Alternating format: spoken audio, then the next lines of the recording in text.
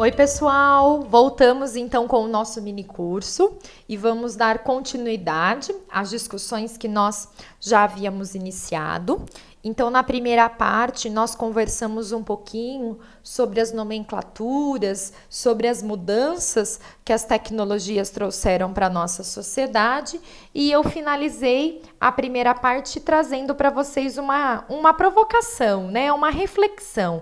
Então, como nós podemos pensar esse processo da transformação da informação em conhecimento. Então, os teóricos vão dizer que esse é o grande desafio do professor do século XXI, que cada vez mais nós precisamos atuar como mediadores do processo de ensino-aprendizagem.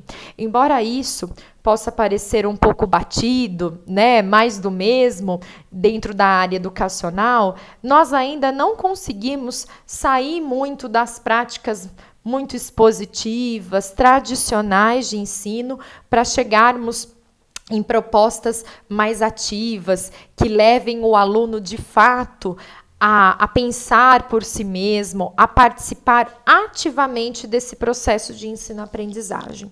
Então, toda essa inovação tecnológica dos últimos anos, ela exige isso de nós cada vez mais, que nós possamos agir intencionalmente nesses processos educacionais para que os nossos alunos, de fato, consigam atingir essa aprendizagem significativa, a consolidação de novas aprendizagens, né? De fato, conseguir atingir o conhecimento.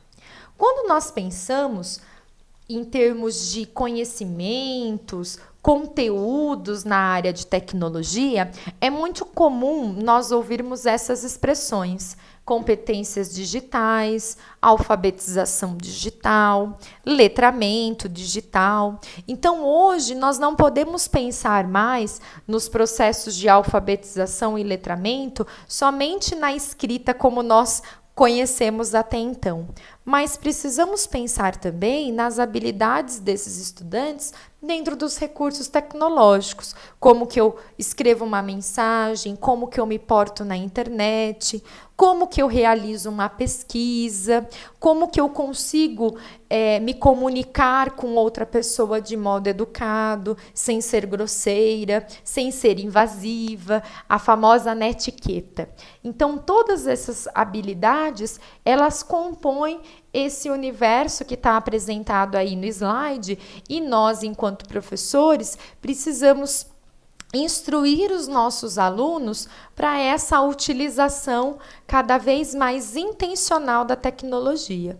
E aí nós percebemos que a gente percebemos um pouco de contradição, né? Se eu disse anteriormente que os alunos eram nativos digitais e que eles tinham mais habilidades, por que eu preciso direcioná-los na utilização da tecnologia? As pesquisas apontam que os nossos estudantes, as crianças, os jovens, eles apresentam muitas habilidades nas ferramentas comunicacionais. YouTube, Snapchat, Facebook, WhatsApp, Instagram e tantos outros. Mas eles apresentam poucas habilidades em ferramentas operacionais. Muitas vezes eles vão ter dificuldades em utilizar programas do pacote Office, por exemplo, em utilizar aplicativos mais elaborados como o Prezi. Então, é diante desse cenário que nós precisamos identificar essas fragilidades e ir direcionando a utilização dos recursos tecnológicos para os nossos estudantes. Quando nós pensamos no letramento digital, e vocês estão visualizando aí na imagem que nós temos várias habilidades ligadas a essa questão, nós começamos a promover nos nossos estudantes maior autonomia. Eu consigo promover uma aprendizagem individualizada, né? Aprendizagem essa que é tão valorizada quando nós pensamos nos pressupostos da educação especial e inclusiva.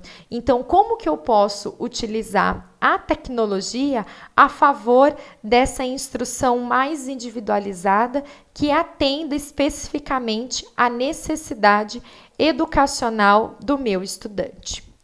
Quando nós pensamos em competências digitais, nós percebemos que há sempre 3 eixos principais. As competências relacionadas ao tratamento da informação, que diz respeito a questões das pesquisas, como que eu coloco um termo lá no Google para pesquisar, como que eu sei se aquele site é confiável ou não, como que eu verifico a informação. Habilidades relacionadas à segurança digital. Será que eu me exponho demais na internet? Será que eu controlo as configurações de acesso do meu perfil de Facebook, de Instagram? Né? Será que eu coloco muitas informações pessoais expostas, abertas para qualquer pessoa possa ver? E também relacionada à produção de conteúdos. Será que eu consigo produzir um texto adequadamente no Word? Será que eu consigo criar uma tabela? Será que eu sei fazer uma apresentação? Então, todos esses eixos compõem as competências digitais, e quando eu tenho esses eixos bem desenvolvidos, eu tenho a cidadania digital, que pode ser compreendida enquanto regras para uma utilização adequada e responsável da tecnologia. Cidadania digital essa que está muito distante ainda de ser alcançada, né? Nós percebemos que nós temos hoje muito acesso à tecnologia de modo geral, temos acesso à internet em vários lugares, né? Cada vez mais redes de internet abertas, gratuitas, mas ainda não conseguimos aprimorar essa utilização. Ainda temos dificuldades em colocar isso de modo significativo dentro dos nossos currículos escolares. E, claro, isso acontece por N fatores, né? Nós ainda temos uma formação de professores muito deficitária, nem sempre os professores tiveram a oportunidade de experienciar esses recursos, de conhecer esses recursos na época da formação na graduação, numa pós-graduação ou até mesmo em cursos de formação continuada. A própria infraestrutura das escolas, né? Nem sempre temos laboratórios de informática adequados, nem sempre a internet funciona como deveria. Então, claro que há várias situações que muitas vezes dificultam o nosso trabalho. Mas nós precisamos pensar que a tecnologia chegou para ficar e que nós precisamos compreender todo esse avanço, compreender as suas possibilidades para que nós possamos escolher, né, quando utilizar a tecnologia, de que modo utilizar, quais estratégias eu posso pensar para determinado aluno, né, considerando todas as suas características, as suas necessidades educacionais. Quando nós pegamos especificamente o tratamento da informação, existem algumas coisas que nos chamam a atenção. Hoje, fazer uma pesquisa significa ir ao Google, completamente diferente de alguns anos atrás, em que nós tínhamos que ir até a biblioteca municipal da cidade, pesquisávamos nas enciclopédias, nas Barças. Vocês se lembram disso? Hoje, tudo significa ir ao Google, desde uma pesquisa acadêmica, mais refinada, até situações mais cotidianas. Hoje, nós percebemos também um uso muito frequente da Wikipédia. Qualquer coisa que eu digito, rapidamente ele busca o verbete neste site.